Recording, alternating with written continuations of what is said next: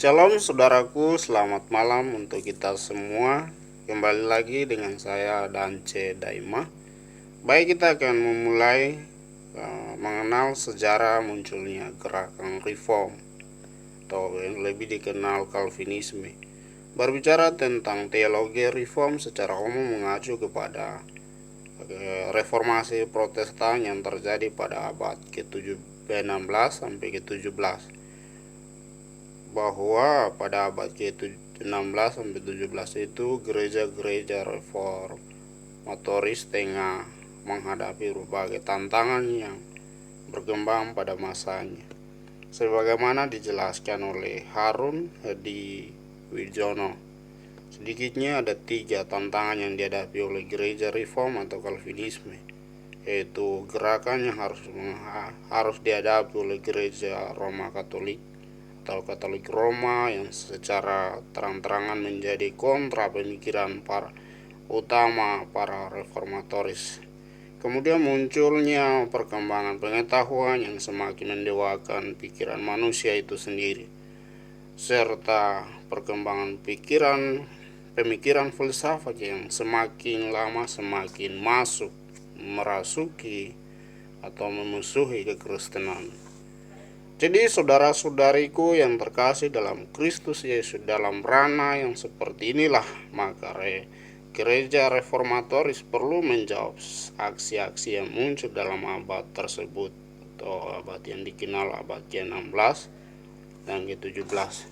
Dalam situasi yang demikian, Martin Luther dan para reformatoris termasuk John Calvin, Zwingli, pada dasarnya tidak bermaksud untuk menyerang, tetapi membela, memberi jawaban, menjelaskan, mengembalikan esensi gereja, substansi gereja, hakikat gereja untuk kembali kepada otoritas Alkitab.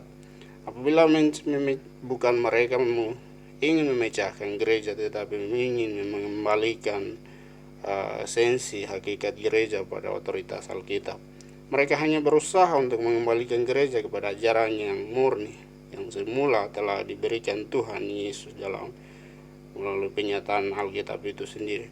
Mereka menolak tradisi yang telah berakar dalam gereja Katolik Roma, seperti kekuasaan kepausan yang tertinggi, termasuk berhak menyediakan dosa, penjualan karsis penebusan dosa, ajaran Maria sebagai Ratu Surga dan Ibu Tuhan, serta lain-lainnya.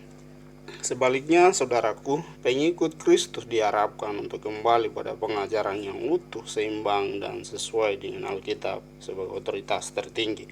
Bukan pada pemikiran manusia yang kosong, filsafat yang kosong, tetapi pemikiran manusia harus didasarkan pada penyataan Alkitab itu sendiri.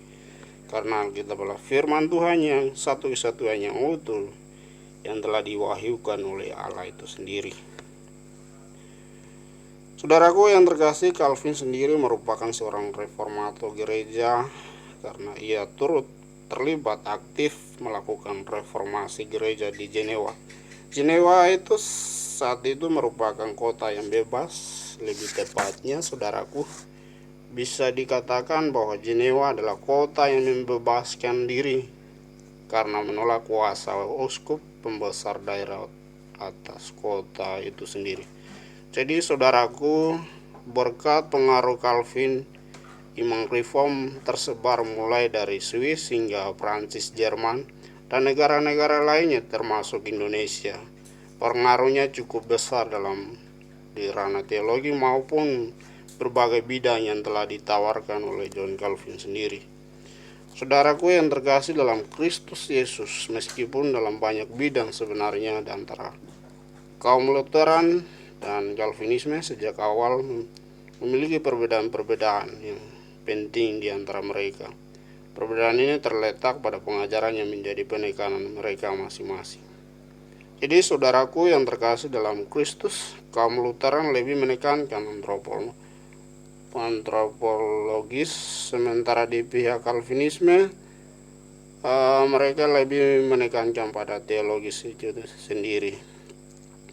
Jadi saudaraku yang dikasih oleh Tuhan kita Yesus Kristus sebagaimana dijelaskan lebih jauh oleh Herman Bavinck, di mana penyataan utama diajukan oleh kaum Lutheran bersifat antropologis. Bagaimana saya diselamatkan, itu pertanyaannya, karena mereka menganggap perbuatan manusia adalah pusat dari segala yang dia inginkan atau dia butuhkan. Saudaraku, penyimpangan besar dari kaum Lutheran telah menekankan adanya keselamatan yang berpusat pada antropologis. Jadi sebaliknya berusaha untuk kembali dasar-dasar keselamatan dalam kehendak pemilihan Tuhan dan mengajukan pertanyaan secara bersifat teologis. Jadi bagaimana kemuliaan Tuhan ditinggikan, menghindari penyembahan berhala adalah perhatian utama bagi kaum reform. Jadi reform berusaha menekankan doktrin-doktrin seperti pemilihan, pembenaran, regenerasi, dan sakramen-sakramen di berbagai gereja reform lebih kaya dan memiliki banyak sisi daripada gereja-gereja Luther.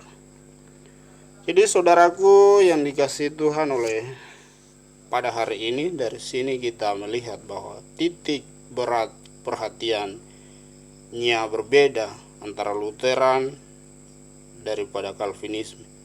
Titik beratnya Calvin dan teman-temannya untuk melakukan reformasi gereja adalah pada aspek teologi, sementara pada praktek kehidupan kegerejaan sama seperti di kota-kota lain di Swiss, Jerman Selatan. Tata ibadah disederhanakan menurut pola-pola dari zaman Perjanjian Baru dan gereja kuno. Tata ibadah disusun agar gereja diatur rapi, teratur, dan apa yang telah Allah tetapkan.